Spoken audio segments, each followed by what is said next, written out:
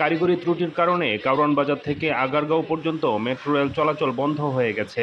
বুধবার রাত ৯টা ১০ মেট্রো চলাচল বন্ধ হয়ে যায়। রাত পৌনে ১০টার দিকে মেট্রো রেল MRT-৬ এর উপপরিচালক আহসানুল্লাহ শরীফী জানান, বিজয় সরণি ফার্মগেট সেকশনের একটি ঝাঁকুনি হওয়ায় মেট্রো রেল চলাচল স্থগিত করা হয়েছে। তবে এ বিষয়ে বিস্তারিত জানাতে পারেননি তিনি। মেট্রো পরিচালনার সঙ্গে সংশ্লিষ্ট কর্মীরা জানান, বিয়ারিং প্যাড পড়ে গিয়ে ফার্মগেটের যে স্থানে দুর্ঘটনা ঘটেছিল রাত ৯টা ১০ সেখানে একটি ঝাঁকুনি হয়। তবে উত্তরা থেকে আগারগাঁও পর্যন্ত মেট্রো চলাচল অব্যাহত আছে বলে জানিয়েছে তারা।